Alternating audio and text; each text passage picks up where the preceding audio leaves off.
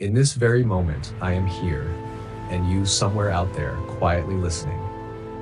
Close your eyes and be thankful for one small thing around you, the sound of the wind outside the window, the glow of a lamp in the corner. Because you can still hear, still feel, it means you are alive. Out there, some lives are struggling with every breath. So if you're still here today, live with joy, live with confidence, live each moment to the fullest. And now, let your heart soften and step with me into a story. In the winter of 1938, as snow began to blanket the rooftops of London, a young Englishman named Nicholas Winton, then just 29 years old, was preparing to put work aside and enjoy the Christmas holidays with his family. A stockbroker by profession, Nicholas led a peaceful life, immersed in numbers and contracts, right in the heart of Britain's thriving financial district. His parents were German Jews, but Nicholas was raised as a true Englishman, modest, reserved, and deeply responsible. Outside of work, he spent his time caring for his elderly mother, reading books, and participating in social activities to support immigrants.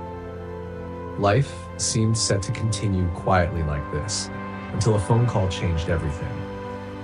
That call came from a friend working with relief organizations in Czechoslovakia, where the threat of war loomed large. Nazi Germany was expanding its power, and thousands of Jewish families were in a panic, desperately trying to get their children out of harm's way. The friend asked Nicholas, "Can you come here? We need help." Without hesitation, Nicholas canceled his holiday and flew straight to Prague.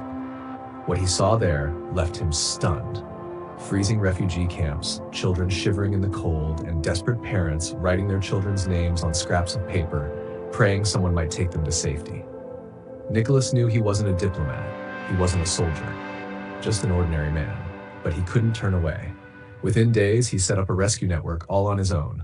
He forged documents, lobbied the British government, called on British families to foster refugee children, and arranged transport from Prague to London. Every child was a life, a story, a glimmer of hope. In just a few months, Nicholas managed to organize 8 train departures, rescuing 669 Jewish children from the clutches of the Nazis, just before the borders closed and Czechoslovakia fell under Nazi control. He had planned a 9th train set to carry 250 more children, but that morning the Germans invaded, and it was too late.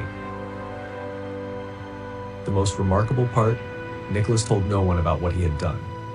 For over 50 years, he lived a quiet life, got married, raised children, continued his work in finance and in social causes, never once speaking of the past, not even to his wife. It wasn't until one day in 1988 when his wife happened to discover an old suitcase in the attic. Inside were names, photos, and letters from hundreds of children. She took it to a journalist, and when the story broke, the world was stunned. On a famous British television show, Nicholas was invited to attend as an audience member. Seated next to him were strangers, who he didn't know were in fact the very children he had once saved. Now they were doctors, professors, engineers, parents, and grandparents, people who had lived full lives thanks to his silent act of courage. When they all stood up, turned to him, and applauded, he simply bowed his head, eyes brimming with tears. People called him Britain's Schindler, but Nicholas never saw himself as a hero. He simply said, "If something is not right, you must fix it. If someone needs help, you help them. That's all." He passed away in 2015 at the age of 106. But the legacy he left behind is not just 669 lives. It's the thousands born from those he saved, and the immortal lesson that a hero doesn't need a cape.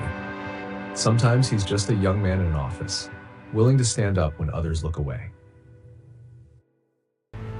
Thank you for listening until the very end. Life isn't always easy, but every hardship will eventually pass.